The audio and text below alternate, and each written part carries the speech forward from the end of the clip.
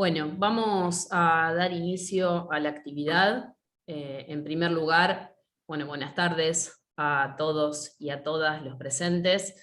En primer lugar, les queríamos dar la bienvenida a cada uno y a cada uno de ustedes y agradecerles la presencia en este espacio de la Semana UNIPE Virtual 2022, que es la segunda edición que estamos haciendo este año, la edición invierno. Es una actividad organizada, como ustedes ya saben, por la Universidad Pedagógica Nacional, en la cual vamos a estar a lo largo de toda esta semana realizando distintas actividades para poder pensar la educación en este contexto y en este país. Específicamente desde el área de educación y derechos humanos, que está a cargo del profesor Norberto Lischi, que va a estar como panelista en esta actividad. Hemos propuesto distintos temas de mucho interés para nuestras distintas tareas, tanto institucionales como comunitarias, dentro de las cuales contamos con este panel del día de hoy, que está titulado Educación, Derechos y Mercantilización. Y en este espacio nos vamos a hacer una pregunta que es: ¿nuestros derechos están protegidos en relación a esta temática? El panel con el que vamos a contar hoy va a estar compuesto por el profesor Norberto Lischi. Norberto fue vicepresidente del Comité de Derechos del Niño de Naciones Unidas durante los años 2003 al 2007. Es director actualmente del área de Educación y Derechos de la Universidad Pedagógica Nacional, docente de la carrera de especialización en Educación, Políticas Públicas y Derechos de Niños, Niñas y Adolescentes, y actualmente docente en las diplomaturas de prácticas comunitarias socioeducativas con adolescentes y jóvenes que se están llevando a cabo actualmente en Villa Soldati, en Cava, y en la provincia de Santa Cruz, que ha finalizado hace un mes. Norberto nos va a poder brindar sus aportes para que podamos pensar todos y todas y poder debatir en relación a los derechos de niños, niñas y adolescentes en relación con el entorno digital. También contamos con la honorable presencia de la compañera Adriana Puigros. Ella es pedagoga, doctora en educación y profesora en la Universidad Pedagógica Nacional.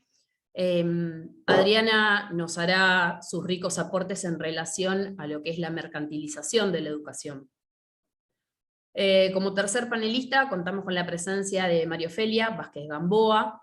María Ofelia es integrante del área de Educación y Derechos Humanos de la Universidad Pedagógica Nacional y es profesora de la carrera de especialización en Educación, Políticas Públicas y Derechos de Niños, Niñas y Adolescentes, y asimismo es profesora en la Universidad de Burlingame. María Ofelia nos va a ayudar a pensar, nos va a traer sus aportes en relación a la educación mediada por la tecnología en el sistema educativo, en la escuela. También contamos con la presencia en el panel de Lucila Duguera. Lucila es investigadora asistente del CONICET, es doctora en Ciencias Sociales, en Flaxo, magíster en Ciencias, Tecnología y Sociedad en la Universidad Nacional de Quilmes, licenciada en Sociología, egresada de la UBA, docente de grado en la Facultad de Ciencias Sociales de la UBA y en la Universidad de Maimónides. Es investigadora del equipo de estudios sobre tecnología, capitalismo y sociedad, que coordina el doctor Zuckerfeld en el Centro Ciencia, Tecnología y Sociedad. Lucila nos hará sus aportes en relación a la expansión de la industria global educativa y el mercado EdTech. Y por último contamos con la presencia del compañero Fernando y profesor Fernando Raúl Alfredo Bordiñón. Fernando es investigador en Ciencias de la Computación, especializado en Comunicación y Educación, es licenciado en Sistemas de Información, magíster en Redes de Datos en la Universidad Nacional de La Plata y doctor en Educación en la Universidad Nacional de Distancia de España. Asimismo es profesor adjunto regular de la Universidad Nacional de Luján y profesor asociado regular en la UNIPE, la Universidad Pedagógica Nacional. Fernando nos va a ayudar a pensar y traer sus aportes en relación al trabajo realizado por Human Rights Watch, poder pensar los objetivos, los aspectos centrales y los hallazgos.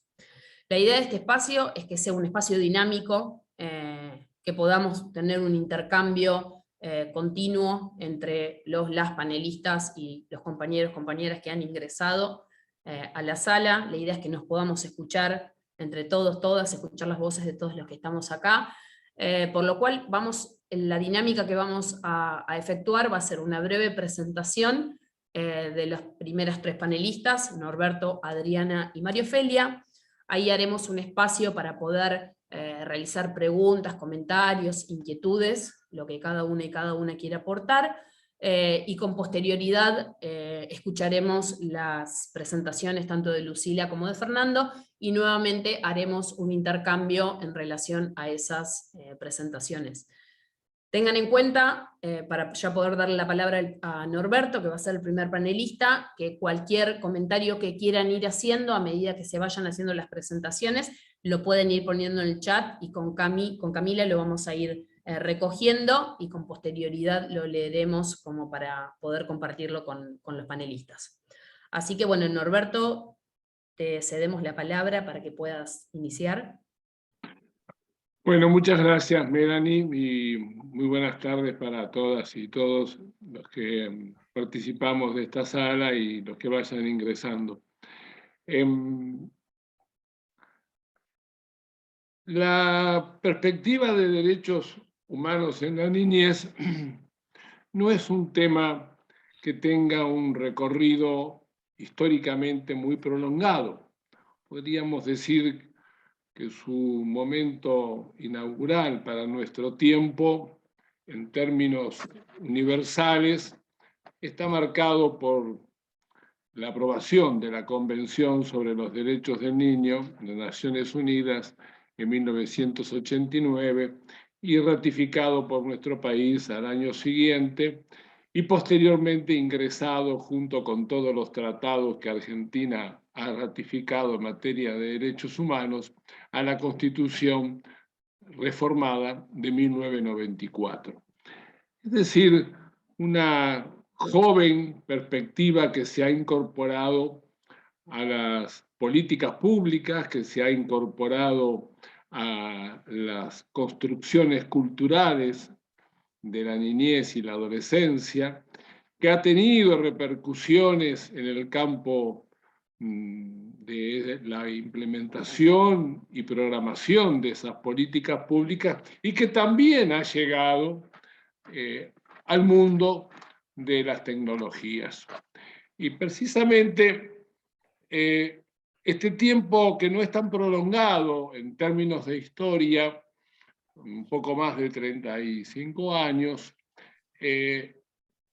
cuando uno revisa, es el documento fundacional de esta era, que es la Convención ignora cuál era el entorno digital para proteger los derechos de los niños. Y simplemente lo ignora porque estaba fuera de la perspectiva inmediata de que se constituyera en un factor de incidencia. Y transcurrido un buen tiempo, hacia el año 2000, hubo novedades sobre este tema. En la Conferencia Internacional de Lucha contra la Pornografía Infantil en la Internet, esto es Viena, 1999. Es decir, aparece el primer dato de preocupación de la utilización de Internet en relación a una de las más violentas formas violatorias de derechos de los niños, que es precisamente la pornografía infantil. Y van a pasar otros cantidad de años para que el comité, y en este caso quienes tuvimos responsabilidad, participación directa en la constitución y en la conducción de este Comité de Naciones Unidas, comenzáramos a advertir que era un tema que no tenía recorrido previo y que había que construirle un camino.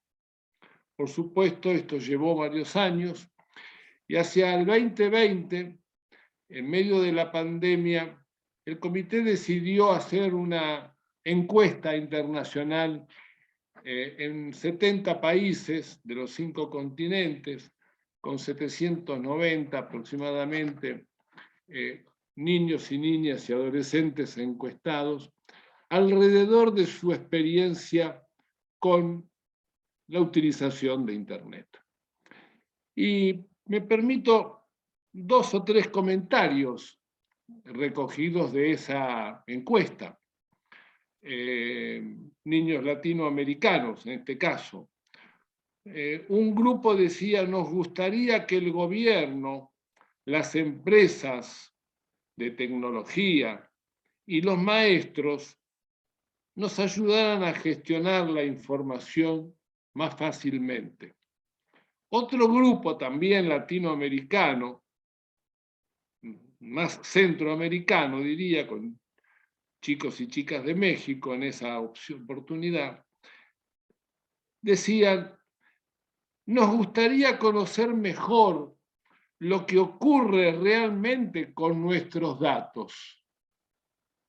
Y se preguntaban, ¿y por qué y de qué forma se reúnen los datos, ¿no? Me preocupa que se difundan mis datos, decía otro joven latinoamericano.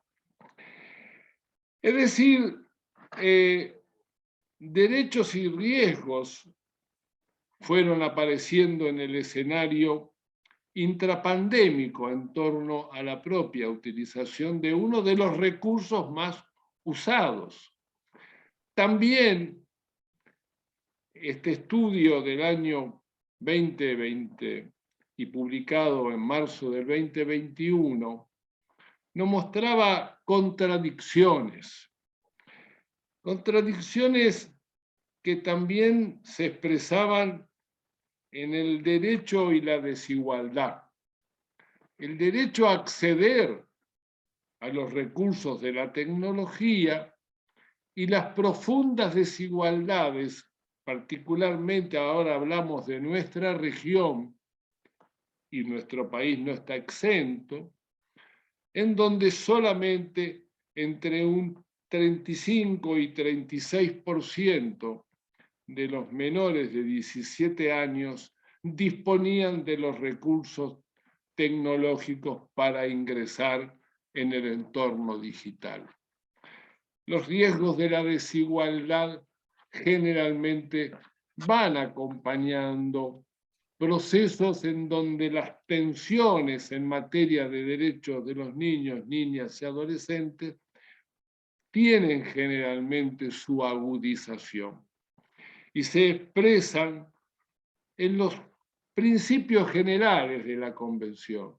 Se expresan en la discriminación, se expresan en la dificultad para atender las políticas públicas en perspectiva del interés superior de los niños, se expresa en el derecho al desarrollo y fundamentalmente se expresa en que algunos son muy escuchados, pueden tener acceso a ser opinantes casi universales y otros quedan reducidos en la imposibilidad de acceder. Y en esto, la propia investigación que mencioné se ha detenido a analizar un aspecto particular de preocupación, que es el que justamente nos vamos a detener, que es el derecho de los niños y el sector empresarial, es decir, de los proveedores de la tecnología, de los sectores que, por supuesto, tienden a ocupar un espacio de enorme incidencia, el carácter universal, y que este sector empresarial incide en los derechos del niño. En ese informe dice que inciden tanto directa como indirectamente, al prestar servicios y ofrecer productos relacionados con el entorno digital. El informe dice: las empresas deben respetar los derechos de los niños e impedir y reparar toda vulneración de sus derechos en relación con el entorno digital. Y los estados tienen la obligación de garantizar que las empresas cumplan esas obligaciones. Vamos a encontrar que este informe, que es público, que pueden acceder en cualquier momento, profundiza sobre este tema, profundiza en la comercialización y señala que el entorno digital abarca empresas que dependen económicamente del procesamiento de datos personales para orientar los contenidos generadores de ingresos o de pago. Y esos procesos afectan de manera tanto intencional como no intencional las experiencias digitales de los niños, niñas y adolescentes. Termino diciendo, es mucho más largo, pero el párrafo que estoy eligiendo, muchos de esos procesos entrañan la participación de múltiples socios comerciales, lo que crea una cadena de suministro de actividades comerciales y de procesamiento de datos personales que puede dar lugar a violaciones o vulneraciones de los derechos de los niños. El informe es mucho más extenso que lo que estoy brevemente tratando de presentar como algunos componentes de interés. Lo fundamental de nuestro tiempo es que no hay ausencia de intencionalidad, y me refiero de proyecto político. La desigualdad que está mencionada aquí como uno de los temas preocupantes también está ligada claramente a las desigualdades sociales y a la distribución inequitativa de la riqueza. Y en este sentido, el campo de la educación tiene una dura pelea que presentarle precisamente a los intentos de excluir a sectores empobrecidos, y en nuestra realidad social estamos hablando del 55% de nuestros niños, niñas y adolescentes, y de los cuales durante el periodo pandémico sus esfuerzos personales, familiares, por sostener el campo de la vinculación con el ámbito educativo, ha resultado para un gran sector esfuerzos, también sacrificios, también frustraciones, pero también desafíos. Desafíos que en gran medida ha puesto a la educación y a los educadores en la situación de no depender solo de la capacidad tecnológica del vínculo, sino de también recrear con o sin los recursos tecnológicos la necesidad de nuevos espacios de conocimiento proyectado más allá de las aulas, del mundo familiar, del espacio comunitario, y por lo tanto el desafío de escuelas que post pandemia tuvieran en cuenta experiencias que se construyeron durante la pandemia. Por último, decir que por lo tanto el entorno digital tiene la característica de dar cuenta de los avances tecnológicos, de la aplicación favorable que puede alcanzar y conlleva asimismo riesgos importantes que la mercantilización los agudiza, los aumenta, y por lo tanto le cabe a los estados asumir en este plano la condición de garante de derechos y programas como supimos conocer en nuestro país y que también supimos ver cómo se interrumpían, aquellos que tenían en cuenta la posibilidad de la distribución universal de las notebooks en las escuelas y que hoy podría volver a ser una de las expresiones de reducir las brechas de la desigualdad, anularlas constituyeron evidentemente un modo de aumentar las dificultades de los sectores de menores ingresos.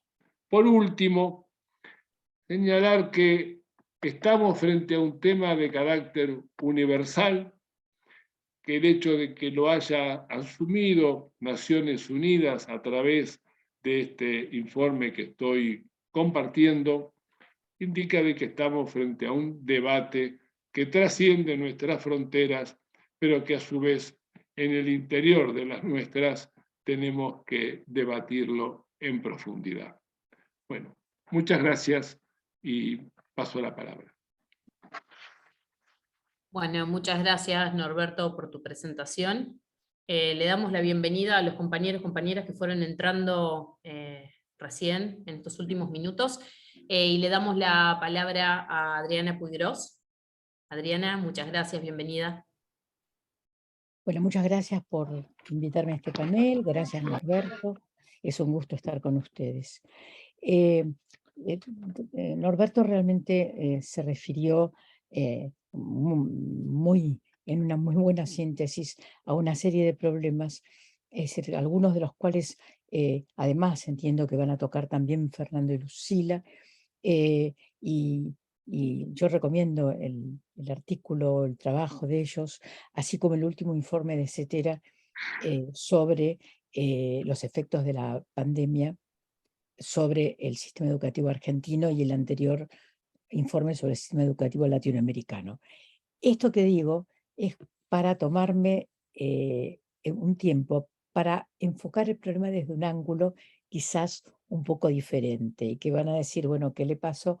Hoy se vino filosófica, pero el tema es que cuando uno toma el tema de los derechos, y de alguna manera es lo que este enfoque es con el que empezó recién Norberto, uno va a los confines de la historia y encuentra que en realidad la falta de derechos a la educación es algo que se ha presentado de maneras distintas en distintas etapas de la historia. Y cuando uno lo enfoca en la Argentina, entonces nosotros todos sabemos que desde la Asamblea del año 13 no existe la esclavitud, mejor dicho, hubo libertad de vientres, lo cual no es lo mismo. Dice, pero también creemos así rápidamente que la ley 1420, la ley de educación común, estableció la educación común y que esto fue igual para todos. Esto por un lado. Por otro lado, también recordar que en realidad la mercantilización de la educación no comienza con el neoliberalismo. Para las discusiones, y famosa discusión que cito esta porque todos deben conocer, de Simón Rodríguez, con quienes introducían el método Lancaster, ¿sí? En donde, más allá de lo bueno o lo malo del método, es otra cosa, pero Simón Rodríguez decía, lo que pasa es que esto viene vinculado a el desarrollo del capitalismo. Y al mismo tiempo, críticas, por ejemplo, de John Dewey sobre la subordinación, ¿sí? de los derechos. Hay que leer por ejemplo, Democracia y Educación de John Dewey, la subordinación de los derechos, ¿sí?, a las urgencias de un capitalismo en el cual él creía. Y al mismo tiempo el desarrollo del sistema escolar, también escolar, en la URSS, ¿sí?, subordinada a la formación rápida de mano de obra, ¿no? En donde hubo realmente, si uno analiza las diversas circunstancias, se encuentra, ¿sí?, con que el tema derecho a la educación está absolutamente ausente. Ahora, me detengo un instante en educación común, porque cuando decimos educación común tenemos que ver ¿qué es cuál es el sujeto de la educación común, ¿no? O sea, porque cuando se habló en 1884, cuando se establece la Ley de Educación Común, en realidad están en marcha las, ya están en pleno desarrollo, ¿sí?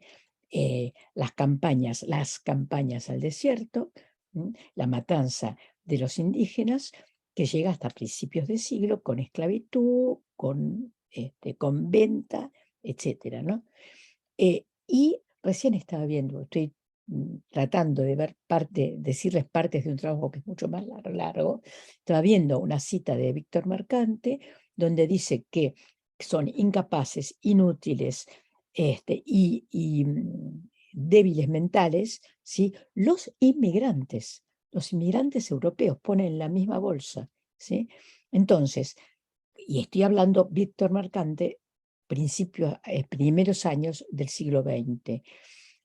Positivismo, fundación del sistema escolar, ¿sí?, armado de la educación común por la vía de, ¿sí?, la dirección de José María Ramos Mejía, uno de los grandes organizadores positivistas de nuestro sistema escolar. Estoy haciendo un súper resumen.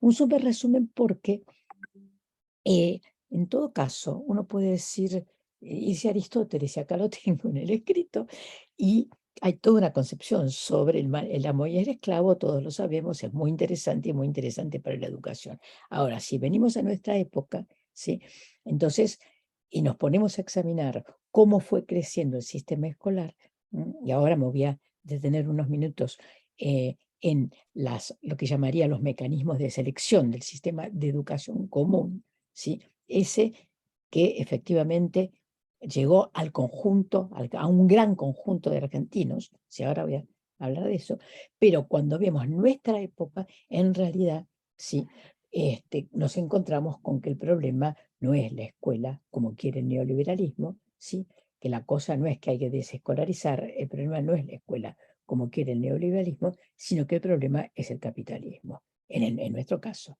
en el lugar donde estamos, en América Latina, sí, el patio de atrás. Entonces, si el problema es el capitalismo, entonces hay que analizar un poco más para atrás, no es que de repente, ¿sí?, aparecen mecanismos de selección a través de las nuevas tecnologías. Y cuando uno va para atrás, se encuentra con que, bueno, el tipo de agrupamiento escolar, ¿sí?, la selección del tipo de población, o sea, la lucha para que los discapacitados o la gente con capacidades distintas se integre a la escuela común, es a ver, es muy fuerte. Los discapacitados son de los más excluidos de todos, ¿sí? La lucha de la mujer, bueno, ya no voy a repetir lo que ya sabemos y que es una lucha súper exitosa, pero los pobres y los viejos, es decir, los negros, los, los que vienen del campo, o sea, todos los que han ido quedando, de alguna manera afuera del sistema escolar. Eso, aunque la Argentina sea un país que tiene casi el 100% de la población aparentemente escolarizada y sin embargo, ¿sí?, con un grado de analfabetismo o desalfabetización, ¿sí?, alfabetización perdida, ¿no es cierto? O sea, ocultos, con lo cual el derecho a la educación, que por primera vez además aparece la palabra derecho en la constitución del peronismo, ¿sí?, en la constitución del 49, primera vez que aparece la educación pensada como derecho en la legislación argentina, ¿sí?, pero deja muchísimo que desear. Y el sistema escolar tiene insertos, mecanismos, ¿sí?, que son, por ejemplo, voy a dar unos ejemplos, la repitencia. La repitencia. Fíjense, ahora que como efecto de las medidas tomadas por la pandemia, etcétera, algunas provincias han decidido, ¿sí?, es decir, que no se repita o han puesto condiciones distintas para que los chicos avancen de un grado a otro, el escándalo que esto significa para una derecha que en realidad sí quiere que haya repitencia, porque sí quiere que haya atraso, porque sí tiene instrumentos nuevos como la neurociencia, no la neurociencia como instrumento, sino la interpretación de la neurociencia con un uso, ¿sí?, cuya finalidad es mercantilista, y sirve a lo que mencionaba Norberto en la segunda parte de su exposición, a eso sirve, sirve para seleccionar la población que es necesaria como cliente o como productora de las grandes empresas. Y la otra cuestión es la utilización efectivamente de los datos, ¿sí?, como para producir rankings. Cada ranking que se va haciendo es una forma de selección y cada forma de selección implica pérdida de derechos a la educación.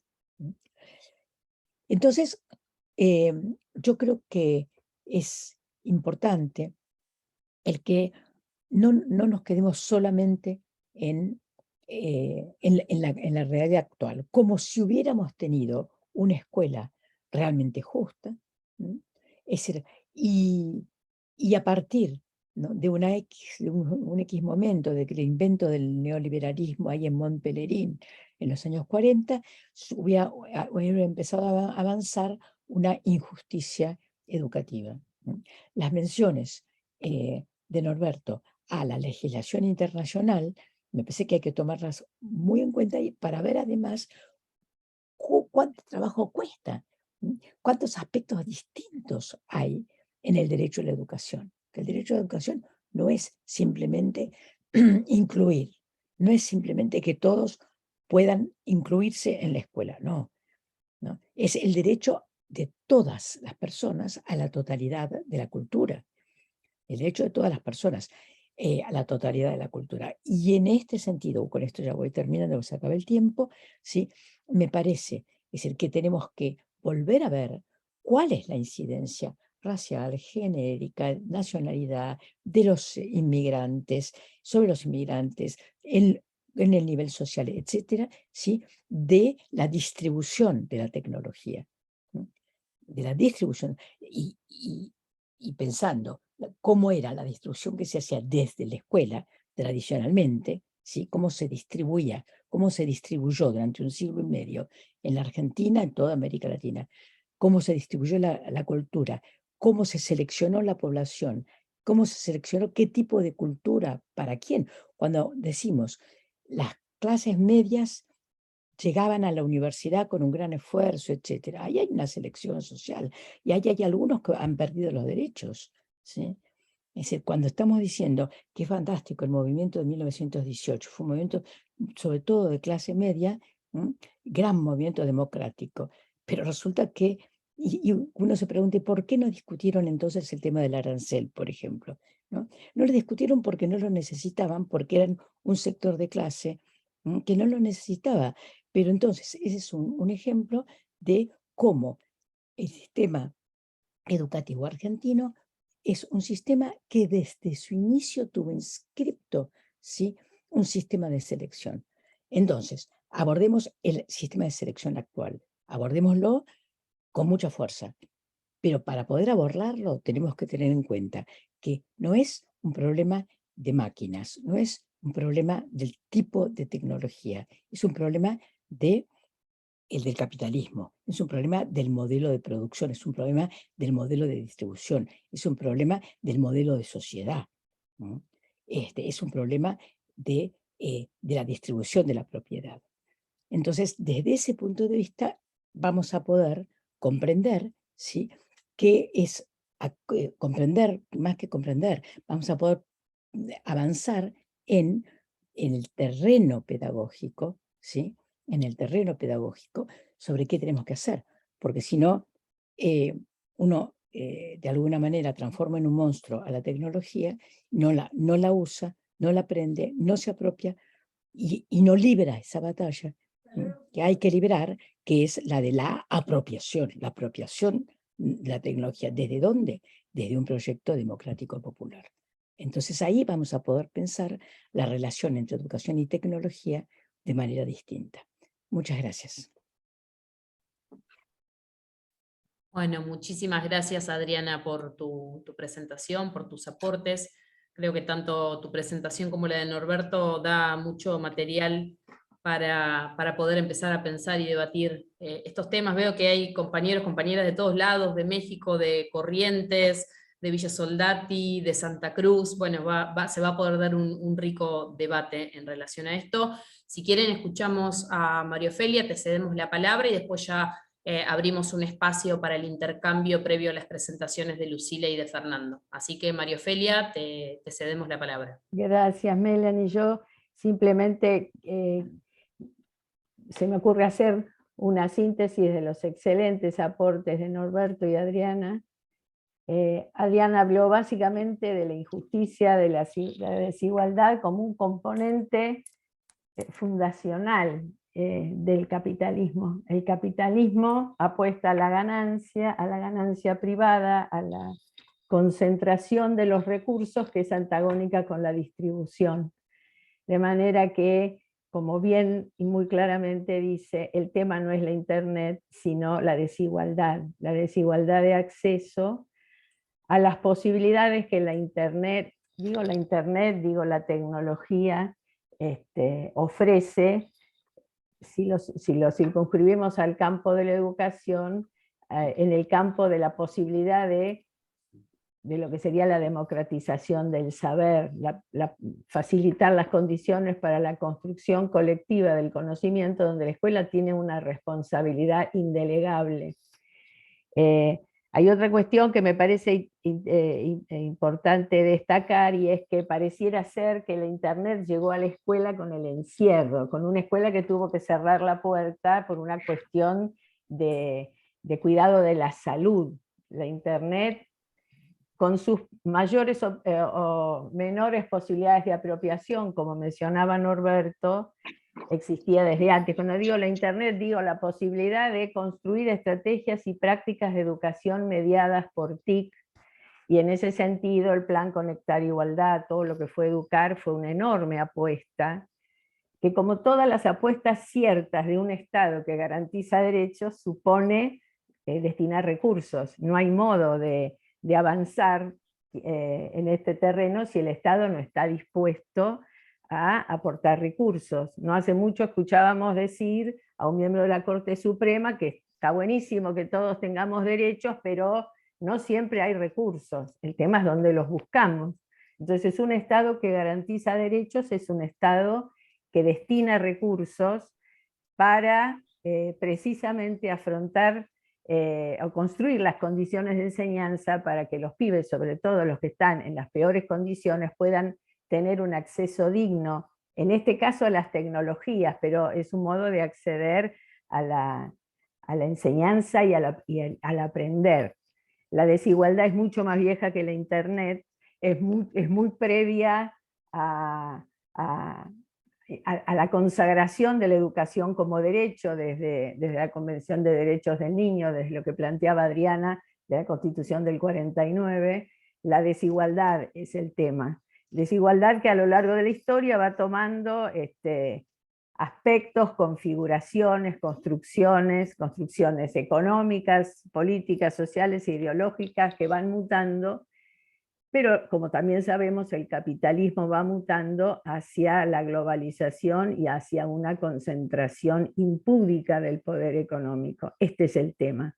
En este terreno, la Internet es una herramienta de comunicación, de información, que obviamente responde a las lógicas del capitalismo y de los mercados. Entonces, bueno, Fernando y Lucila van a hacer un descriptivo del contenido de este informe y del fenómeno de la EdTech, pero la Internet es una herramienta para ganar plata para las grandes corporaciones. Entonces, yo vuelvo a lo que planteaba Norberto al inicio, y es respecto del posicionamiento del Comité de Derechos del Niño respecto de estas cuestiones, y hay algo que es ineludible: son los estados quienes pueden construir, diseñar y ejecutar políticas públicas que den garantía de ponerle algún límite, alguna racionalidad a este avance gigantesco que por otra parte no se detiene, digamos. La Internet, sus mecanismos, su búsqueda de datos, su apropiación de datos, su construcción de perfiles de consumidores que venderán a quien se los compre, forma parte de la vida de todos nosotras, de todos los que estamos acá, de los chicos, de los grandes, de los adolescentes, y es una realidad ineludible que se ha metido en nuestras vidas, no solamente en la escuela. La escuela hoy vuelve a abrir sus puertas con algunos aprendizajes. Adriana mencionaba la irremediable necesidad de flexibilizar los formatos escolares, de manera que un pibe, si pudiéramos intentar enseñar con la puerta cerrada durante 2 años, capaz que podemos encontrar la manera para que un chico que le quedaron 3 materias previas no tenga que repetir el año, por decirlo en un ejemplo obvio. Entonces, de lo que se trata es de estados que garanticen derechos para que la sociedad sea menos desigual. Creo que ahí está el punto, y es el enorme, gigantesco desafío, porque del otro lado hay poderes cada vez más concentrados y más omnipotentes. Entonces la dificultad se acrecienta. Bueno, eso nada más. Bueno, María Ofelia, muchísimas gracias por tus aportes también. Si les parece bien, vamos a abrir un espacio para que cada una de ustedes se sienta libre de levantar la mano y abrir el micrófono para preguntas, comentarios, inquietudes a cualquiera de los 3 panelistas, previo a cederle la palabra a Lucila y a Fernando. Así que si les parece bien, a medida que vayan queriendo opinar, comentar, preguntar, pueden levantar la mano, así nos vamos ordenando y podemos ir haciendo este espacio de intercambio para compartir opiniones, conocimientos entre todos y todas.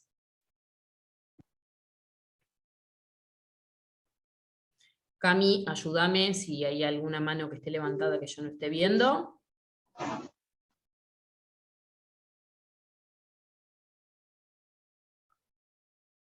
Tenemos una gran diversidad, además de territorial, como para poder tener aportes bastantes heterogéneos. Lo veo a Juan Carlos, que está participando desde de México, está Rosmarí desde Villa Soldati, Noelia desde Santa Cruz, Marisú desde Corrientes. Bueno, tenemos...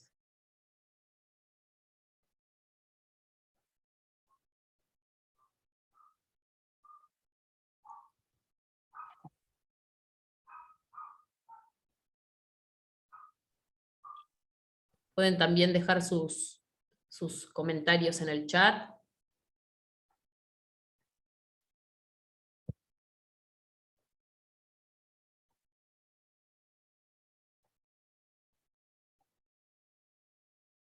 No sé, Juan Carlos, si tenés ganas de compartir algún comentario desde México. Bueno, muchas gracias por la oportunidad. Es un privilegio para mí estar conectados con ustedes. Para mí ha sido una sesión muy rica, muy interesante, porque yo estudio el tema de los derechos, del derecho a la educación en México, y estas ideas que han planteado Norberto, que ha planteado Adriana Puigros, que además goza de una casi nacionalidad mexicana, ¿no, Adriana? No, nacionalidad, no casi. Casi, bueno, nacionalidad. Yo estudié en la UNAM. Ya. Bueno, yo estudié en la UNAM, pero en otra época, un poco después. Bueno, y el tema me resulta muy interesante porque antes de la pandemia teníamos un problema tremendo en México. México es el tercer sistema educativo más grande de América Latina, de América. ¿no? El tercero después de Estados Unidos, Brasil, con unos 35 millones de estudiantes, más grande que muchos países de América Latina, o el doble, o el triple, o 10 veces la población de Uruguay, por ejemplo.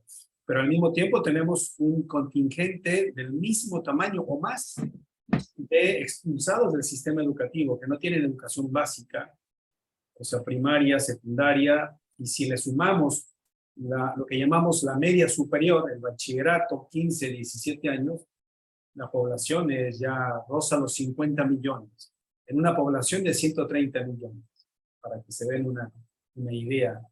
Antes de la pandemia teníamos problemas muy serios con el derecho a la educación. Después de la pandemia, bueno, el gobierno ni siquiera se atreve a calcularlo. O sea, no ha publicado las cifras oficiales. En un seguimiento de una generación, desde que entran a primaria hasta que terminan educación superior, de cada 100, solo 26 están terminando con una licenciatura. Y el resto son destrozados, expulsados del sistema porque no tienen prácticamente nada. La media superior, el bachillerato en México, no habilita, no capacita para el mundo del empleo. Solo en la primaria, depende de la generación, pero se quedan solo en la primaria entre 8 y 6 niños, o sea, ya no termina la educación primaria. El problema se hace más grave en la media superior, a la puerta de la ciudadanía, porque ahí se quedan 26. Bueno, solo para pintar una radiografía de que esto es un problema sociológicamente, pedagógicamente muy interesante, pero en términos reales es un problema que nos está desbordando, porque destroza casi toda posibilidad de construir una sociedad democrática donde la gente no tiene la posibilidad de ingresar. No todos entran, los que entran no terminan, y los que terminan lo hacen con un nivel de deficiencia tremendo en distintas pruebas. Entonces tenemos un problema muy serio, así que yo estoy muy contento tomando notas de lo que están diciendo y aprendiendo. Me interesa mucho el informe que ustedes van a comentar enseguida, que ya han comentado un poco, así que espero tenerlo pronto. Bueno, eso puedo decir, Melania. Muchas gracias. Muchas gracias a vos, Juan Carlos, por tus aportes, tus comentarios, por contarnos un poco la situación allá. No sé si Adriana, Norberto, María Ofelia quieren hacer algún comentario al respecto. No, a mí me gustaría, perdón, me gustaría tomar el comentario de Juan Carlos referido a México en la proyección de América Latina. Y creo que con diferencias demográficas en los distintos países de nuestra región, hay denominadores comunes que marcan la desigualdad y que marcan que tenemos franjas muy anchas de niñez y adolescencia y juventudes que están en situaciones de exclusión, no solo del sistema educativo, de una exclusión que no les da habilidades para ingresar debidamente al mundo del trabajo, que no logran proyectar en sus cualidades personales, en sus capacidades, proyectos de vida que les garanticen no solamente sobrevivencia, sino la satisfacción de su propio desarrollo. Me parece que la agenda latinoamericana es una agenda de tensión muy fuerte respecto de las políticas públicas, particularmente para estos sectores que están no solamente en situación de alta vulneración de derechos, sino que además están bastante invisibilizados en los escenarios sociales y en las agendas políticas. Y en esto incluyo a los organismos multilaterales o unilaterales de crédito, donde es muy difícil encontrar que exista vocación por alentar hacia estos sectores programas compensatorios de sus niveles de exclusión y por lo tanto las dificultades económicas de los países de nuestra región están agudizadas por una enorme indiferencia de aquellos centros del poder económico que no tienen mayor interés en generar condiciones reparatorias hacia estos sectores, lo cual implica que un proceso democratizador es un proceso de tensión, es un proceso, como diría la actual vicepresidenta de Colombia, de lucha y de paz, y de lucha, para toda América Latina, un gran desafío, ¿no? No quería simplemente aprovechar el comentario de Juan Carlos para hacer una mirada más extendida sobre nuestra región latinoamericana. Bueno, muchas gracias, Norberto. María Ofelia, estás hablando con el micrófono apagado. Ya digo que hay unas cuantas preguntas y comentarios en el chat. Sí, sí. Estaba por pasar a leer, bueno, Rosmarí, que justamente está con algunas cuestiones de internet. Rosmarí es alumna de la Universidad Pedagógica Nacional, es de Villa Soldati, del Frente Social Migrante, y Rosmarí dice, la educación hay que modificarla, la educación del siglo XXI actual excluye a muchos migrantes, niños en este caso. Sería muy importante poder hablar de formas de educar sobre internet, sobre idiomas, sobre culturas y derechos. La educación debe abrir la caja indígena y migrante, esta es mi opinión. Así que bueno, Rosmarí, no sé si querés abrir el micrófono para decir algo más y si hay algún comentario al respecto. Continúo. Alejandra hace un comentario y una pregunta. ¿Cómo se armaría un proyecto democratizador popular en un mundo que necesita cada vez menos manos de obra calificada? Cada vez más. Cada vez más. Perdón, Cami, si me ayudás, que estoy con algunas cuestiones acá en la computadora, si me podés seguir leyendo ahí las preguntas.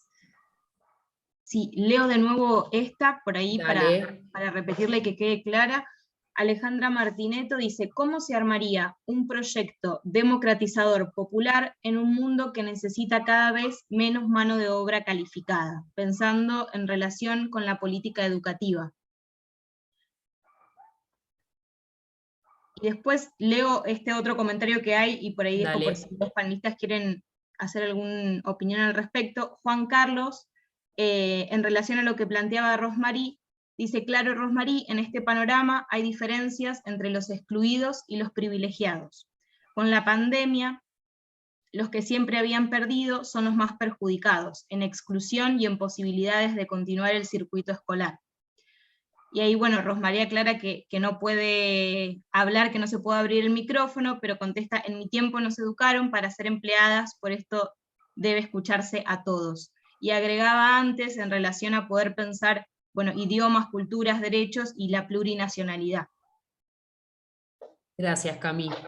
Yo quiero decir algo respecto a una de las preguntas, que es, digamos, la idea de que, muy generalizada, de que el desarrollo tecnológico automáticamente implica desempleo, ¿sí?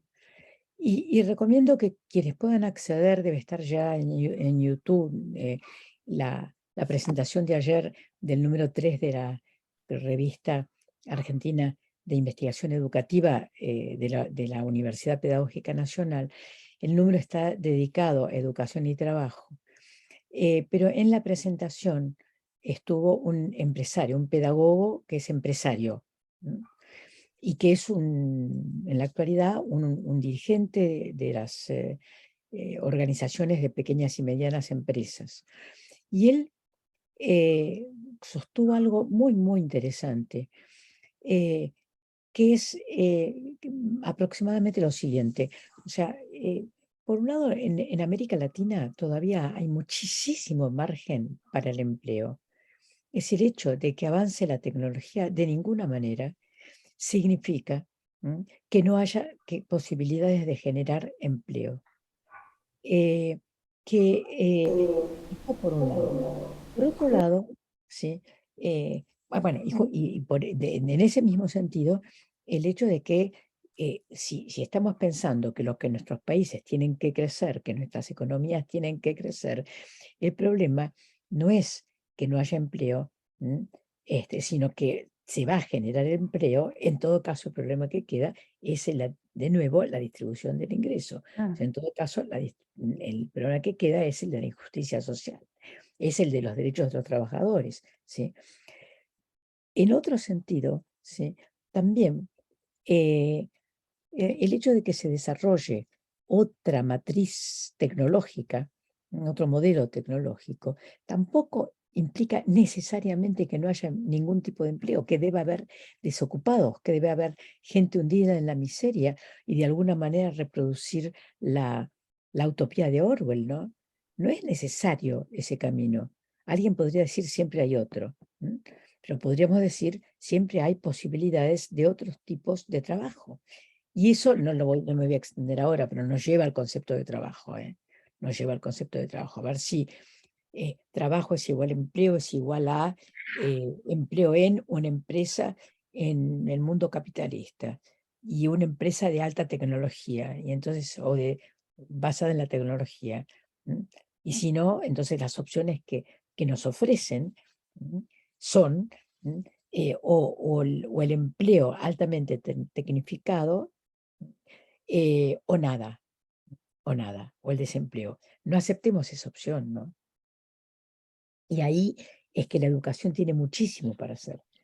El problema, el cuello de botella, en muchos sectores, en la Argentina, pero en toda América Latina, sectores que empiezan a crecer, tienen dos problemas. El primero es el problema del financiamiento. El segundo, ¿sí?, es el problema de la capacitación. Bueno, muchas gracias, Adriana. Creo que han quedado... Perdón, Lucila. Sí, ¿qué sí. tal? Buenas tardes a todos y a todos. Me quiero sumar algo de lo que decía Adriana, ¿no? Pensando en esto de la concepción del trabajo y pensando en procesos más amplios que están íntimamente vinculados a las tecnologías digitales, que tienen que ver con tres tendencias, ¿no?, que en general uno asocia directamente a la tecnología o a los robots, digamos, ¿no?, supliendo la automatización como el equivalente. Bueno, hay otras dos tendencias que tienen que ver con esto de producir información digital, o lo que en otros momentos llamamos informacionalización, y al mismo tiempo la plataformización de los trabajos, ¿no? Entonces es deseable, digamos, junto con, digamos, pensar en estas tendencias que no solo acontecen en otros procesos productivos, digamos, sino cómo repercuten en el mundo de la educación en general y de la formal en particular, y al mismo tiempo pensar, bueno, cuáles son esos saberes y habilidades, algo decía Norberto en su presentación también, y Adriana, cuáles son esos saberes y habilidades que sería deseables, ¿no?, que nuestras estudiantes, que nuestros docentes, no solo logren adquirir por su paso por el sistema educativo formal, sino que luego eso les permita, ¿no?, vivir una vida digna, ¿no?, estar incluidos, esto de construir sociedades más democráticas. Entonces, creo que esto de volver a pensar al trabajo, y al trabajo en un momento histórico, bueno, particular, ¿no?, el capitalismo informacional, una etapa bien particular del modo de producción capitalista, bastante diferente a lo que fue el trabajo en el capitalismo industrial, y entonces creo que es deseable problematizar esto de la automatización, problematizar, bueno, cuáles son esas saberes, esas habilidades que necesitamos saber, para pivotear, ¿no?, y generar círculos virtuosos con los procesos de desarrollo más justos, más deseables en países del tercer mundo o de nuestra región, o como querramos, ¿no?, llamarnos, autodenominarlos, pero que nos permitan vivir de manera plena, ¿no?, y pudiendo apropiarnos y vivenciando sobre todas las cosas los derechos de cada una y cada uno de nosotros. Entonces creo que la automatización hay que seguir como pensándola, por ahí ahora en un ratito seguramente surja algún debate después de cuando charlemos con Fernando y abramos el diálogo, pero amerita, creo, toda una discusión por lo que supone la ampliación y la amplificación, sobre todo y aceleración de las tecnologías digitales en las distintas dimensiones de la vida social, ¿no? Bueno, Lucila, muchísimas gracias por tu aporte. No sé si alguno del resto de los panelistas quiere hacer dar alguna opinión. Acá leo brevemente. Rosmarí dice: el trabajo está muy atrasado, la juventud no acepta la ley de trabajo. Acá, entiendo que hablas, Rosmarí, de Villa Soldati, ni el seguro social y obras sociales te cobran el doble, no sirve. No sé si hay algún comentario de alguno de los panelistas o de alguno de los participantes que quiera, previo a darle la palabra a Lucila y a Fernando para continuar con el panel.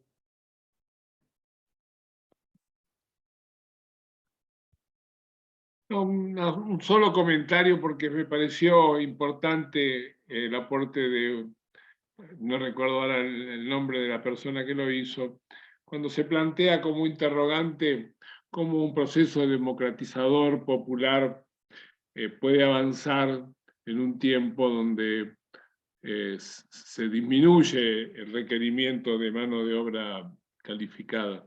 Creo que así estaba planteado. Me corrige la persona que lo planteó en todo caso si no lo leí bien. Alejandra fue, sí. Yo creo, por supuesto, que estos son los debates profundos de nuestra región latinoamericana. Yo creo que el debate político, el debate de proyectos políticos, el debate sobre cuáles van a ser los destinos de los recursos naturales, la explotación de nuestros recursos naturales en la región.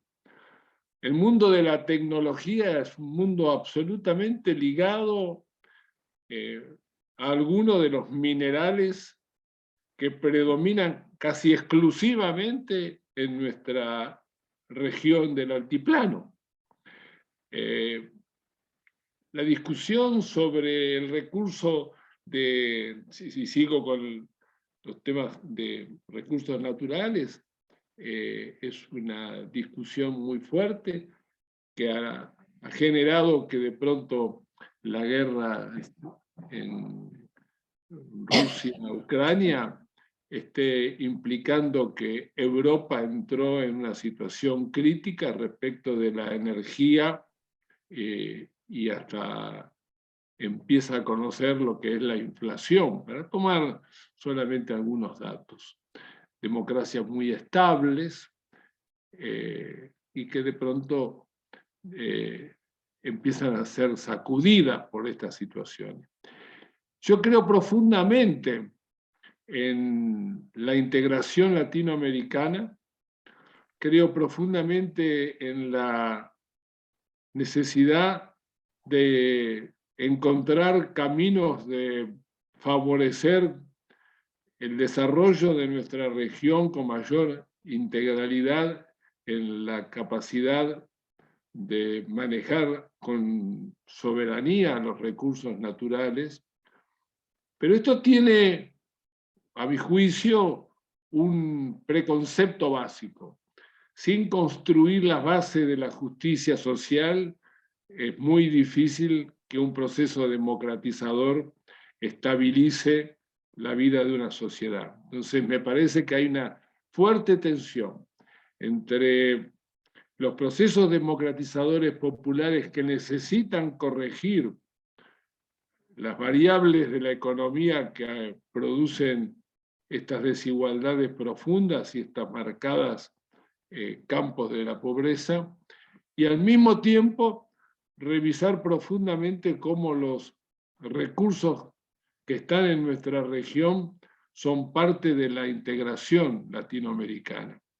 El litio es tal vez uno de los datos más fuertes que hoy tenemos, porque hablamos de una tecnología que en realidad no puede avanzar más allá de la utilización de determinados recursos naturales.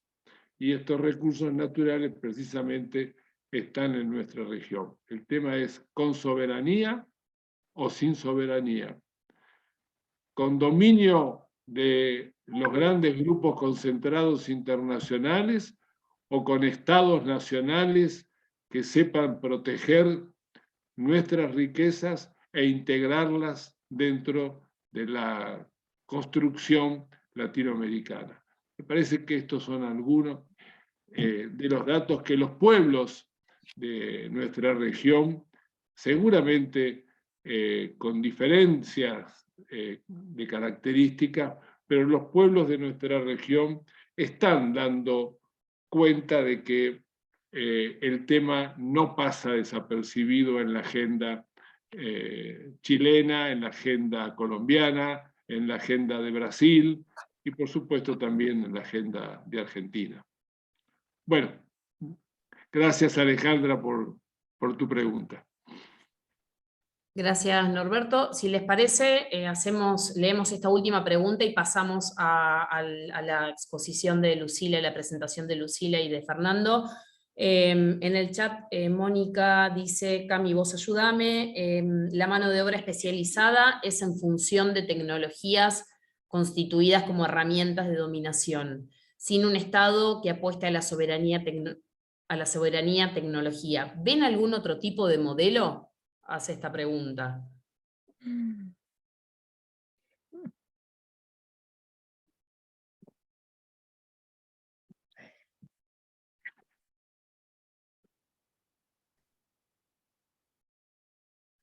Bueno, el silencio yo creo que es muy importante, ¿no? Porque no hay una respuesta. En todo caso, es un momento muy difícil. Gramsci ya lo llamaría de crisis hegemónica en el mundo.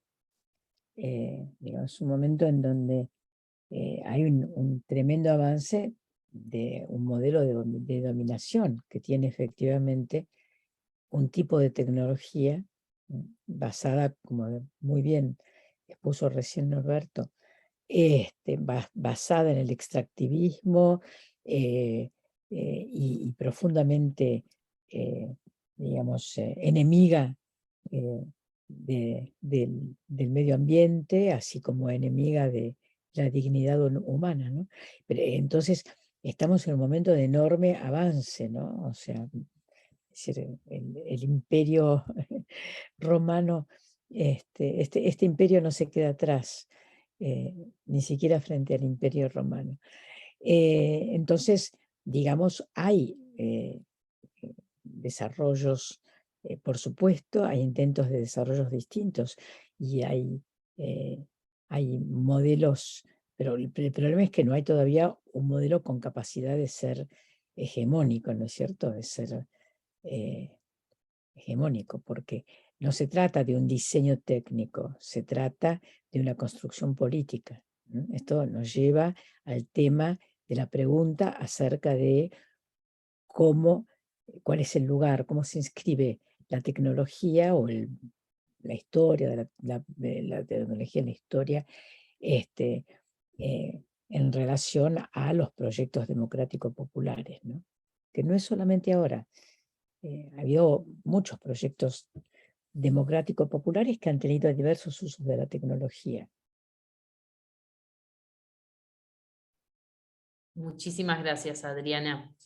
Bueno, si les parece bien, continuamos con el panel. Le cedemos la palabra a Lucila para que continúe.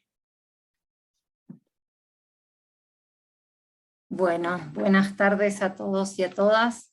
Yo quisiera compartir pantalla, ¿puedo? No suelo usar presentación, pero hoy como tenía que mostrar unos datos cuantitativos, me pareció más figurativo tenerlos ahí, poder compartirlos y ver un poco de esto. Podés, Lucila, sí. Buenísimo, gracias. Acá estamos. Espérenme un minutito. F5 es, ¿no? Para que se vea solo la presentación, no me acuerdo. En el icono de abajo, ¿lo ves? Ahí abajito que hay como una pantalla. Al lado, sí, correte a la derecha 2 lugares. al lado.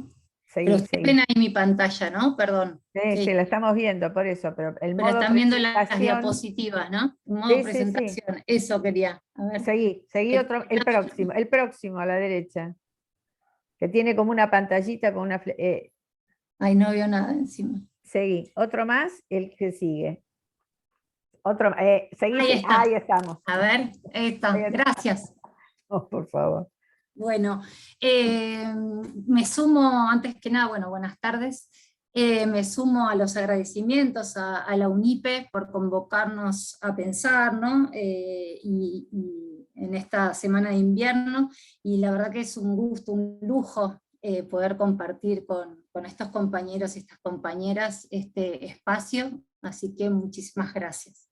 Bueno, la presentación de hoy tiene, me voy a poner el reloj, si me paso alguno hágame seña de tarjeta roja o algo y apuro un poco el ritmo. Melanie, te pido encarecidamente gracias.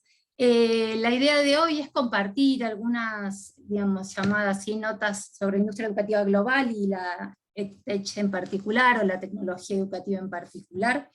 Tiene como propósito, ¿no?, advertir, creo que compartir algunas de las preocupaciones que nos vienen interrogando acerca de las tecnologías digitales y cómo éstas están incidiendo, delineando, ¿no?, en los horizontes, bueno, y en la actualidad de nuestros sistemas educativos en particular y en la educación, ¿no? Entonces, en esta breve presentación va a tener como tres momentos, digamos, vamos a llamarlos así. Una es pensar una posible reconfiguración de esto que ha sido entendido como la industria educativa global, y pensar o precisar algunos numeritos que nos parecían importantes, ¿no?, conocer de la tecnología educativa, en diálogo con algo de lo que, quiero anudarlo con algo de lo que decía Norberto en su presentación, ¿no?, en diálogo con pensar estos derechos de las infancias y de las adolescencias, o la necesidad urgente, imperiosa, de pensar, ¿no?, cómo este crecimiento de la EdTech en subjetividades tan atravesadas por las tecnologías en el uso, ¿no?, de las tecnologías digitales, requiere volver a pensarse algo de estos derechos y estar presentes día a día en nuestros sistemas educativos. La segunda cuestión que me gustaría es pensar un poquito la EdTech en Argentina, ¿no? La llamé desacoples y acoples. Ahora después les cuento, bueno, por qué usé un poco eso. Y algo que recién aludíamos, ¿no?, si es posible pensar en otras formas de construcción de justicia social, ¿no?, de sociedades más justas, que valga la pena de ser transitadas y vivenciadas, donde todas y todos podamos gozar de nuestros derechos y de estos derechos que también están vinculados a la tecnología digital. Creo que ahí hay líneas no solo de investigación, sino enfáticamente de intervención y de algunas propuestas posibles, ¿no?, a realizar. Entonces, lo primero que pensaba cuando trataba de armar esta presentación era, bueno, ¿por qué no pensar en una reconfiguración de la industria educativa global? Pensando en ese término que se acuñaba a fines de la década del 90, ¿no?, que solo quería aludir a esto de la privatización de la educación, y de cómo esta, digamos, se manifestaba en nuestros países, ¿no?, en los países periféricos. Entonces, un poco pensaba la necesidad o pensaba en usar este concepto de la reconfiguración, por un lado por el nivel de injerencia, ¿no?, que empieza a adquirir la industria educativa global, más precisamente en la EdTech. Por otro lado, en la necesidad de mapear estos nuevos actores, ¿no? Pienso sobre todo en esto que las grandes tecnológicas, ¿no?, Google, Facebook, Amazon, Microsoft, Apple, más conocidas a veces como esas GAFAM, y también una reconversión de viejos actores que ya estaban en esta industria educativa global, ¿no? Creo que hay algo de eso que es necesario que nos tomemos un tiempo para pensar. Y en otro nivel, las formaciones discursivas que acompañan a la necesidad o a la supuesta necesidad, ¿no?, de las tecnologías digitales. Entonces, pensando, teniendo ese mapeo o ese horizonte, me preguntaba, ¿no?, qué era lo que seguía estando en juego, y creo que algo de esto han dicho de manera excelente los anteriores panelistas, perdón si los desvío, pero que lo que vuelve a estar en juego no es la educación como un bien común, la educación como un derecho garantizado públicamente, ¿no?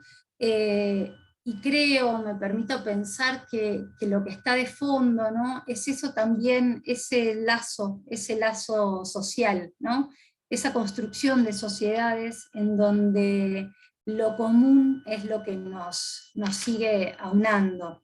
Entonces, en esta reconfiguración de la industria educativa global, que no solo tiene que ver con un crecimiento más cuantitativo, podríamos decir, ¿no?, de quanti, sino también con nuevas áreas de injerencia, ¿no?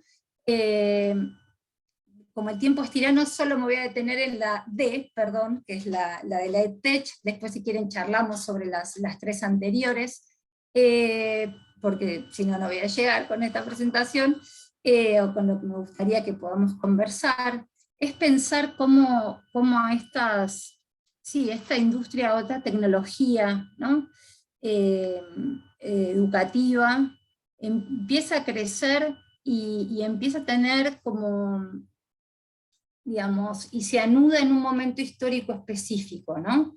Digamos, la situamos desde algunos marcos teóricos en esto que yo llamaba antes capitalismo informacional o cognitivo, y que tiene algunas particularidades bastante significativas a nuestro entender, que es esta capacidad, ¿no?, de la información digital de replicarse, ¿no?, con costos cercanos a cero casi, y donde se pueden modularizar cada uno de nuestros movimientos, ¿no?, tanto en una aplicación, en una plataforma, en esto de estar usando alguna tecnología digital, ¿no?, y se pueden crear perfiles precisos de cada una de las cosas que hacemos.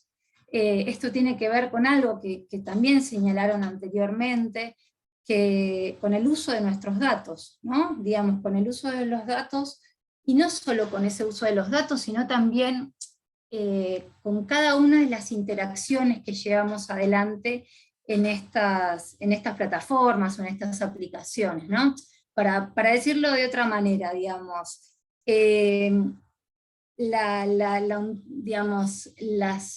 la EdTech tiene que ver con todo este mundo de lo digital, ¿no?, de esto que los software, las aplicaciones, también el hardware, ¿no?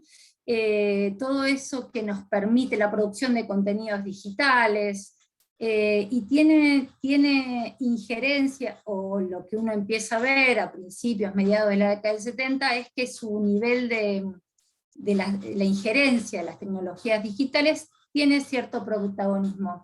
No por eso no quiero pensar me gustaría desmarcarme, ¿no?, de los determinismos, tanto tecnológicos como sociales, ¿no?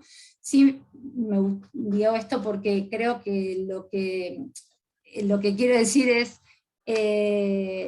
lejos de eso, me gustaría pensar, ¿no?, pensar junto con un conjunto de autores, que las tecnologías en general, y las tecnologías digitales no escapan a eso, objetivan, ¿no?, materializan un conjunto de valores, de ideologías, digamos, que se materializan en ese soporte digital, ¿no?, pero no son ajenas a esos valores, esas ideologías. Digo esto porque en general las formaciones discursivas que acompañan a la EdTech vienen como, se presentan o nos las presentan a esta industria o este área de la industria educativa global como no solo la salvadora de todos los males que nos aquejan en la vida, y la educación es una, sino como escindida de intereses y escindida de una ideología en particular.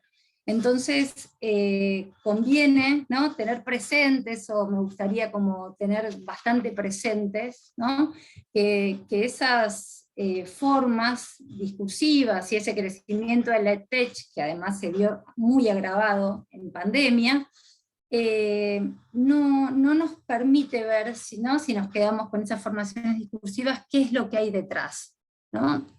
Y lo que hay detrás no solo es plata y crecimiento cuantitativo, como podemos ver en este grafiquito, ¿no?, de crecimiento cuantitativo bastante significativo, de lo que fue, digamos, de lo que me estoy perdiendo, acá está, digamos, de un mercado que es 106.500 millones, ¿no?, bien es lo que vino a representar la EdTech el año pasado.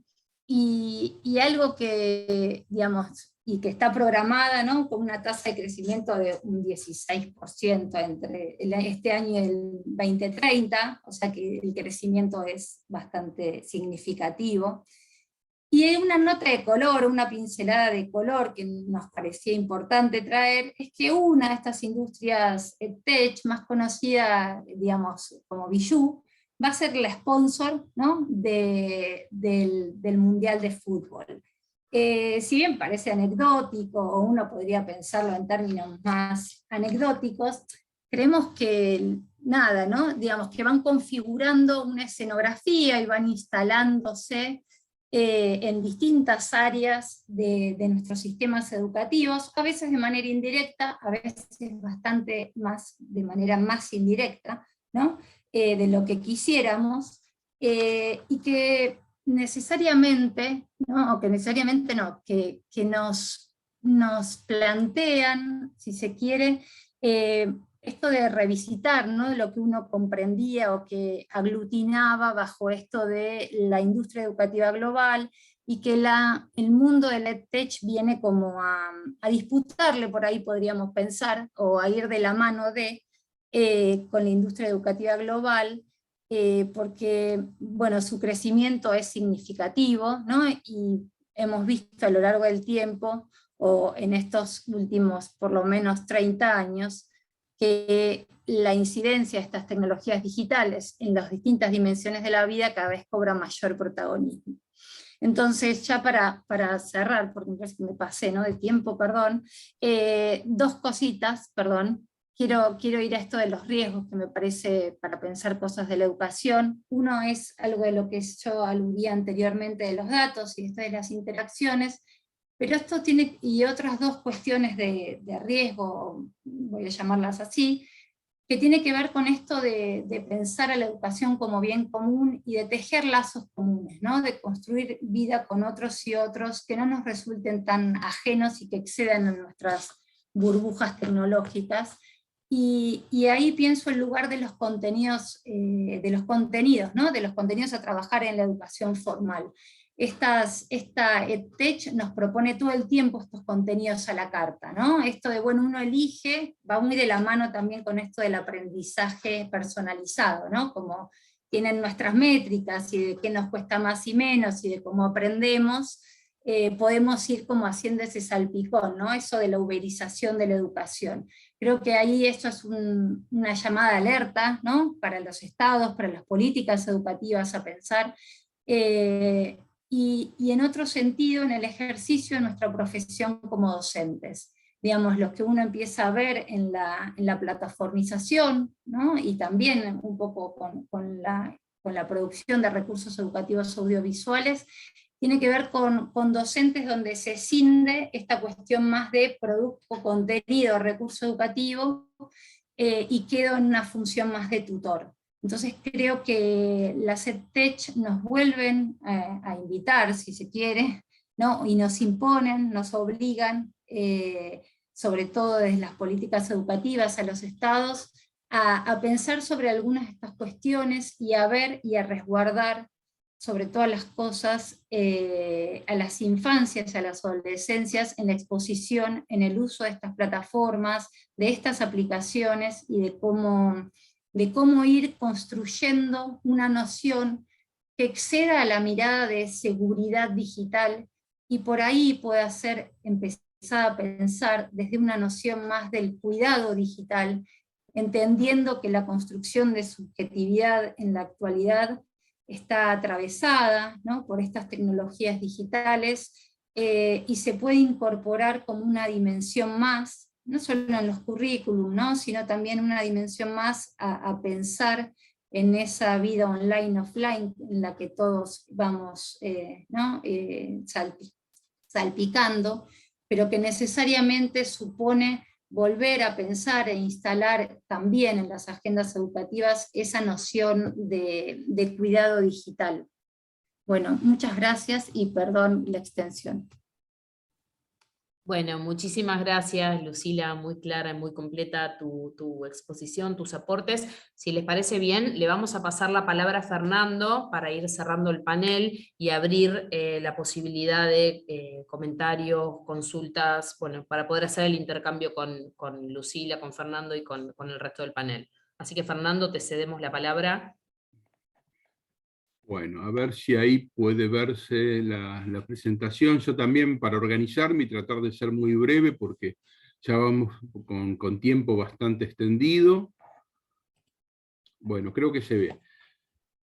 Sí. Bueno, ¿cuál es la idea de esta coda, de esta última parte? Es, bueno, plantear el tema de que hoy hay una industria global educativa que ya no es colateral, que ya no es auxiliar a la educación como fue en otro momento. Hoy las empresas han visto un nicho de desarrollo, de inversión y de ganancias en la educación. Son empresas, como bien decía Lucila, que ya están cotizando en bolsa. Esa empresa India, Bijou, es un decacornio, imagínense, Mercado Libre por 10. Eso es un capital de un decacornio. Estamos hablando de que hace una semana una empresa como también de las EdTech, como Duolingo para el aprendizaje de idiomas, ya cotiza en la bolsa de Nueva York con 2.100 millones de dólares de capital en acciones. Entonces, a ver, estos números quieren decir de que, a ver, ya no es la provisión de accesorios, de libros, de manuales, la construcción de edificios. Acá se ha ampliado la intervención sobre la educación. Y estos ya son actores que estuvieron siempre, pero que con la, digamos, desde la última década, han visto con las tecnologías, con esos tres elementos que están traccionando el trabajo, como lo que decía Lucila, la informacionalización, la plataformización y la automatización, han visto que son elementos que les ayudan a conquistar nuevos mercados de una forma, si se quiere decir, más acelerada, más voraz, y con una mayor participación en los mismos. Y esa participación también es una bandera roja a los gobiernos, en el sentido de que van a empezar a disputar, ya están empezando a disputar algunas decisiones sobre la educación. Y lo que es un bien común, lo que es un procomún, poco tiene que ver muchas veces con estas metas y con estos fines. Entonces, esta presentación lo que intenta es tratar de mostrar este lado B de la industria global educativa, y yo lo que voy a terminar mostrando es un pantallazo de un informe de Human Rights Watch que he publicado hace poquito, el 25 de mayo de este año, con un título muy provocador: ¿Cómo se atreven a meterse en mi vida privada? Violaciones a los derechos de los niños por parte de los gobiernos que avalaron el aprendizaje en línea durante la pandemia de COVID-19. Ese es el título del informe. Es un informe que está en internet, está disponible, lo buscan, no está en español, lo tienen que buscar, digamos, en inglés, con ese título. Y mi idea es tratar de mostrar cómo en un tiempo de sección, como fue la pandemia, donde tuvimos esa educación distribuida en los hogares de los actores educativos, donde en una emergencia tuvimos que dar una continuidad, y esa continuidad donde pudo darse, se dio mediada por tecnologías digitales de distinto tipo, con distinta intensidad. Esta industria encontró dos cosas. Por un lado, una inversión muy fuerte de capitales de riesgo. La estimación fue que en los 3 primeros meses de la pandemia, el sector EdTech recibió 3.500 millones de dólares de inversión de riesgo. O sea, esos inversores vieron que estos negocios y estas acciones iban a crecer mucho durante la pandemia, y ya no más reforzaron a esas empresas, a esas startups, y a las GAFAN, a esas industrias grandes, con 3.500 millones de dólares de capital de riesgo. Bueno, entonces, por un lado tuvimos inversión en ese sector. Por otro lado, tuvimos que algunos gobiernos, por la continuidad pedagógica, tuvieron que habilitar, recomendar, promover de forma muy rápida la apropiación de tecnologías, ya sea de hardware, de software, por parte de las instituciones educativas, de los estudiantes, de los docentes, hizo que este mercado, digamos, haya tenido una suerte de vía libre para desarrollarse. Y este informe de Human Rights Watch lo que nos muestra, bueno, son un poco las consecuencias, el qué pasó durante estos 2 años de pandemia en el sector EdTech. Bueno, esta investigación es una investigación en tiempo de pandemia que fue aprobada por 49 gobiernos de nuestro planeta. En la misma se hizo un análisis técnico y político, o sea, una lectura doble, de 164 productos tecnológicos digitales relacionados con la educación. Estamos hablando de aplicaciones para celulares, aplicaciones para PC, aplicaciones para notebooks, para tabletas, que tenían que ver, como por ejemplo con este Zoom para una videoconferencia, con un Meet, que tenían que ver con plataformas de aprendizaje, etcétera, etcétera, etcétera. Aplicaciones educativas. El análisis, bueno, lo realizaron el año pasado, a principio del año pasado, y durante el informe empieza señalando, yo lo que traté es voy a tratar de reproducir algunas partes del informe porque me parecieron lo suficientemente claras para no hacer ninguna reinterpretación. Entonces, lo que decía recién, en el contexto de esta continuidad pedagógica, pocos gobiernos comprobaron, o tuvieron tiempo, o tomaron el resguardo de comprobar si lo que estaban aprobando, recomendando, comprando, habilitando para las escuelas era seguro para los niños. Como resultado de eso, el informe muestra, en los hallazgos técnicos, que ya vamos a ver algunas pinceladas, que los niños se vieron expuestos a prácticas de violación de su privacidad por parte de estos productos de la tecnología educativa. Así, en concreto, hay el 89% de esos 146 productos, que son el 89% de ese total que analizaron, parecían realizar prácticas de datos que ponían en riesgo los derechos de los niños, contribuían a socavarlos o los infringían. O sea, había como distintos niveles de gravedad en el análisis de los productos.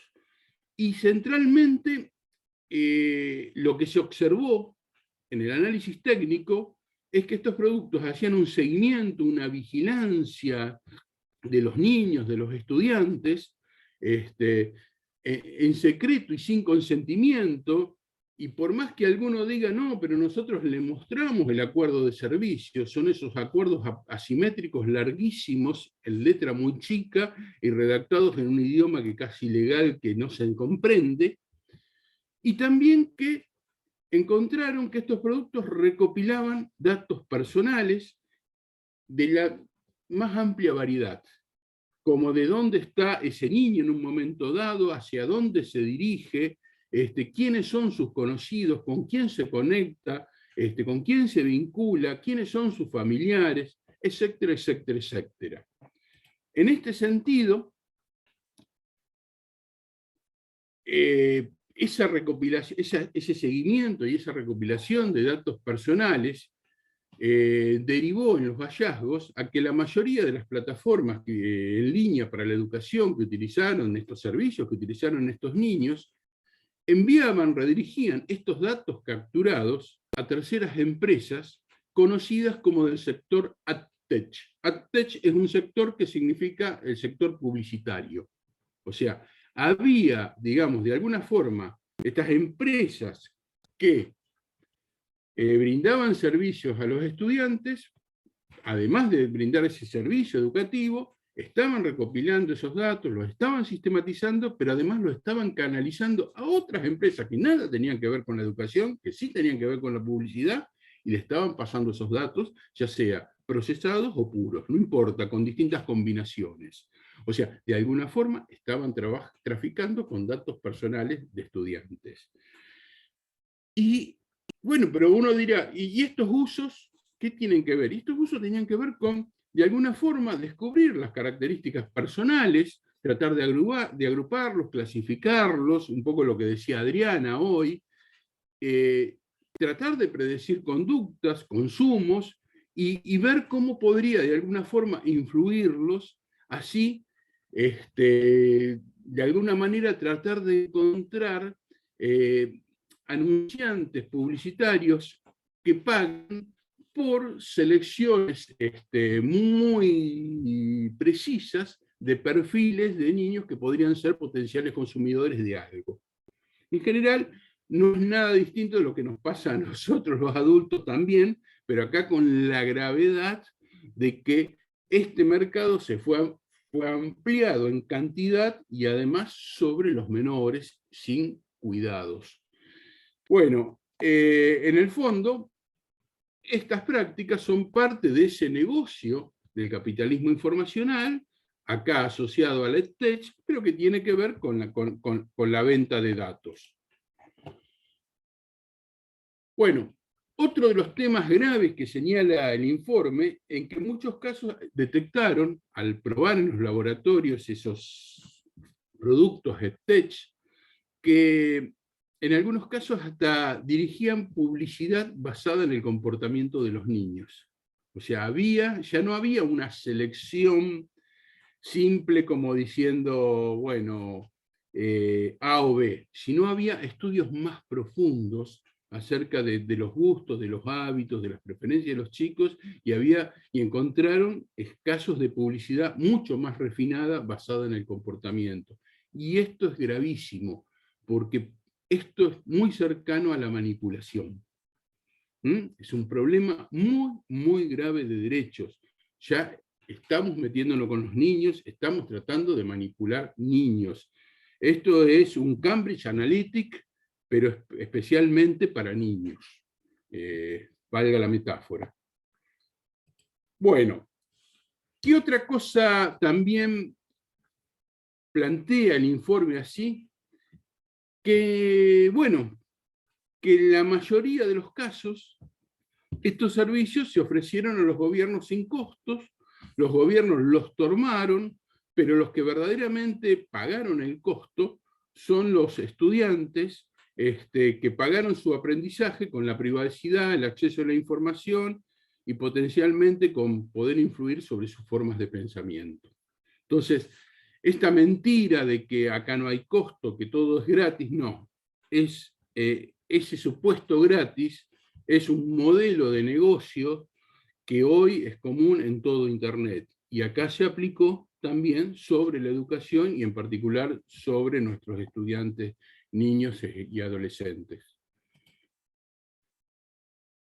Yendo muy rápido, como conclusión, el informe de Human Rights Watch dice: el respaldo de los gobiernos a la mayoría de las plataformas de aprendizaje en línea puso en riesgo o violó directamente la privacidad de los niños y otros derechos relacionados con su educación.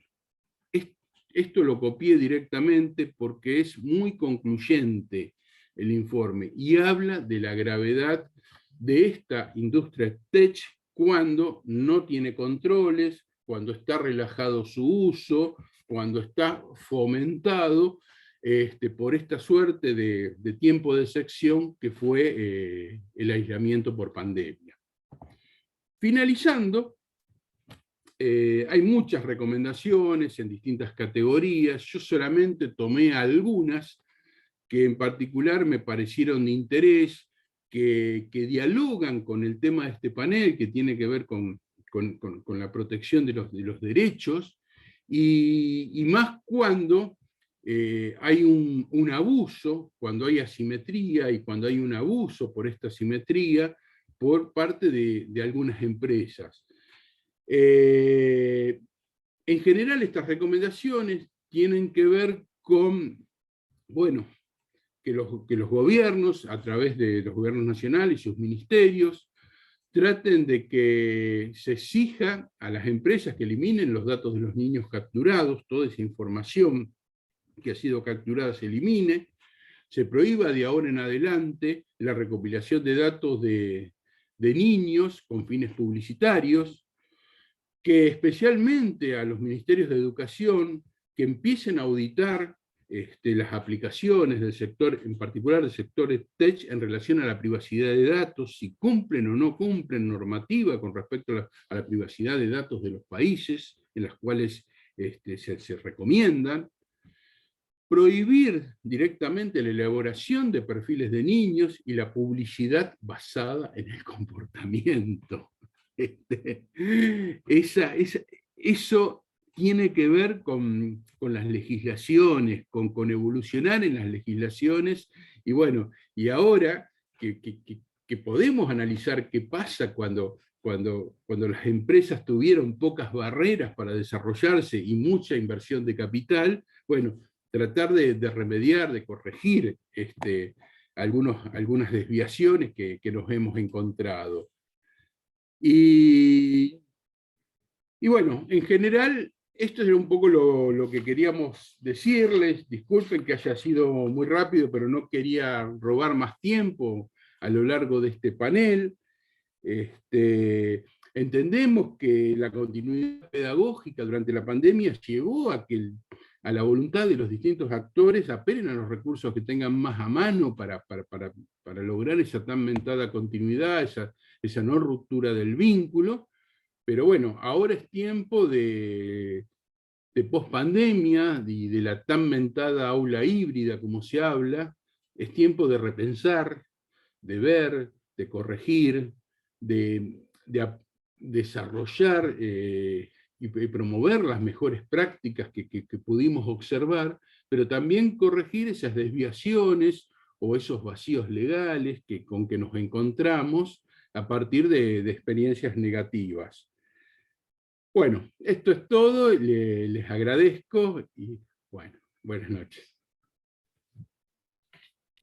Bueno, Fernando, muchísimas gracias a vos, muy clara, muy completa también tu presentación. Acá Gabriela Tosoroni te dice muy interesante la charla, gracias. No sé si hay algún comentario de algún compañero o compañera que esté acá en la sala, que quieran preguntarle, comentarle a Lucila o a Fernando. Se abren directamente el micrófono, pueden escribirlo en el chat.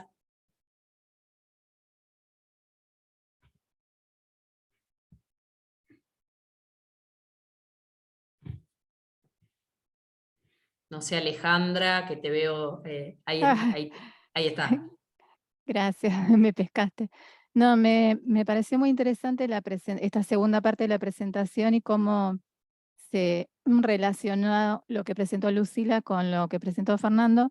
Y lo que me quedé pensando en relación con la primera parte es que acá justamente la intervención de estas empresas que son oligopolios importantísimos, produciendo contenido para que aprendan niños y niñas de distintos lugares del mundo, distintas regiones, es algo que justamente implica una quita de puestos de posibles trabajos que podíamos nosotros generar si se trabajara con equipos pedagógicos de cada nación, provincia, no pensando en Argentina, por lo menos, que pensaran cómo se pueden presentar esos contenidos para los grupos, porque ahí sí se podría generar una cantidad quizás de empleo de calidad registrado, de gente especializada que esté pensando las problemáticas de cada nivel, de cada región, que igual sigue siendo una generalización, no va a estar adentro del aula viendo cada grupo, pero cómo incide también en países como, esto incide en todo el mundo, que queda concentrada la generación y encima de contenidos hay una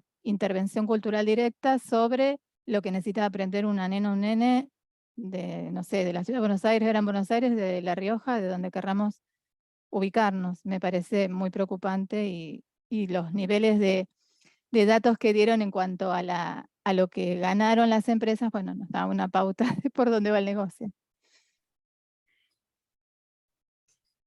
Bueno, gracias Alejandra.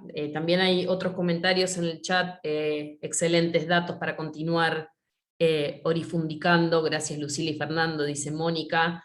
También agradece la información Noelia Álvarez. Y también Cintia Moreno, interesantes disertaciones, gracias por compartir estos contenidos.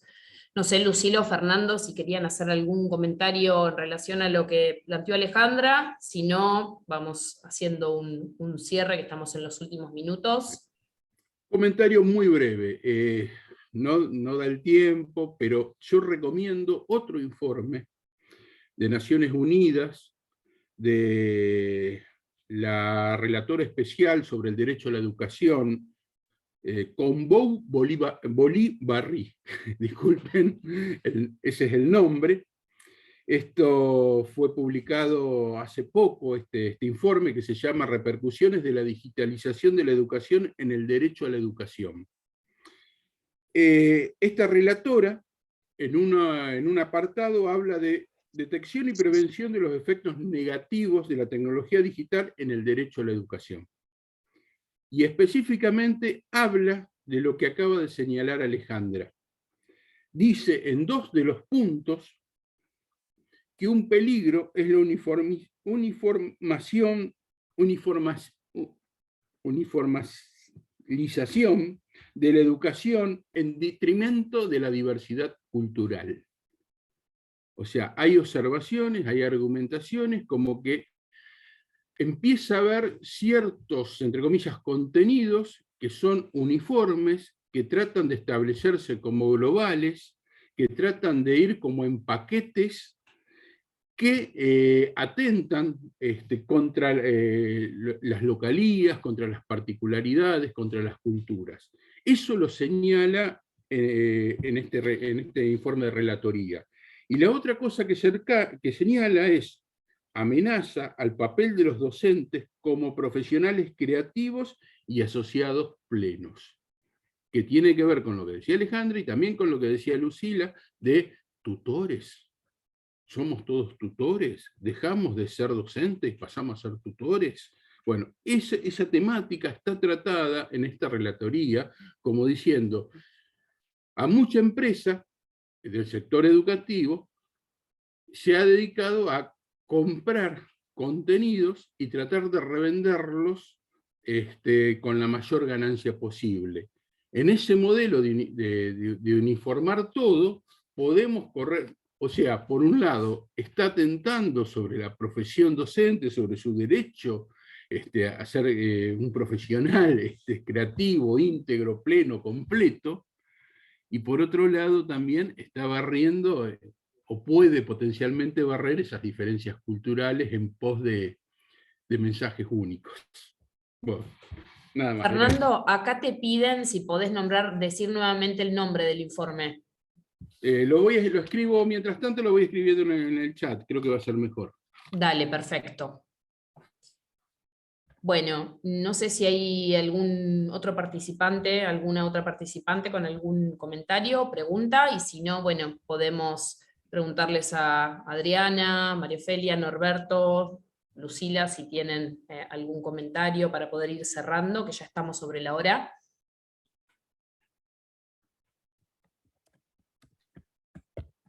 Adriana, estás con el micrófono apagado, ¿eh?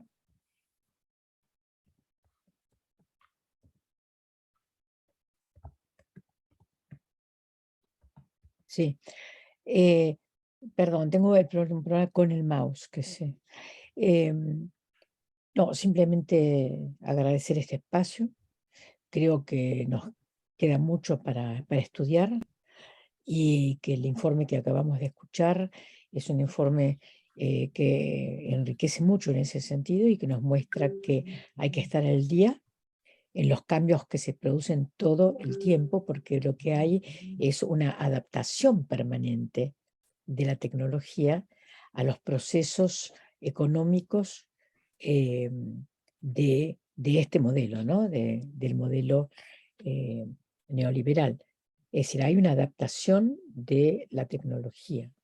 Es decir, que entonces hay que ir siguiéndolo paso a paso. Y lo otro que me parece muy importante es el que tampoco que no nos perdamos en la tecnología separada de, ¿sí?, el rol del docente. Por eso estuvo muy bien lo que dijo Fernando recién, digamos, de los procesos sociales y políticos más amplios, ¿no? Gracias, Adriana. Dos Norberto, discúlpame. palabras. Primero agradecer a los participantes, a las participantes, y haber conformado este panel nos permitió ampliar la mirada sobre un tema que necesita, por supuesto, información, debate, profundización, pero una exagerada síntesis. Me permito decir que las presentaciones nos anuncian que si los estados van renunciando a su condición de garante de derechos, el mercado no tiene límite para profundizar la concentración de sus riquezas, y la tecnología no puede ser un freno a la evolución, pero tampoco puede avanzar sobre la humanidad sin que existan mecanismos que regulen y aseguren la dignidad de las personas que acceden a esa tecnología. De modo que hay un gran debate por delante, más amplio que esto que estoy diciendo, pero me parece muy importante que hayamos encontrado un espacio para abrir esta discusión y agradecer a todos los que han participado. Buenas tardes. Muchas gracias, Norberto. Bueno, no sé, Fernando, si tenés... Está bien. Bueno. Solamente saludar y agradecer a todo el mundo. Bueno, ahí estoy viendo... Perdón, déjame decir solamente que la clave sigue estando en la política. ¿Para qué? ¿Hacia dónde? ¿Para quiénes? Todo lo demás tiene su propia lógica. Y claramente no son los derechos, sino los negocios. Gracias, Mario. Bueno, les agradecemos. Veo que ya hay muchos y muchas que se están retirando, estamos sobre la hora. Les avisamos que este encuentro va a quedar grabado la próxima semana, va a ser subido al canal de la UNIPE para quienes quieran volver a verlo o compartir el link para que otras personas puedan verlo. Les agradecemos mucho la presencia de cada uno y cada una de los panelistas y a cada uno y a cada una de los participantes. Así que bueno, nos estamos viendo. Gracias. Muchas gracias, buenas noches. Buenas noches. Buenas noches. Buenas noches.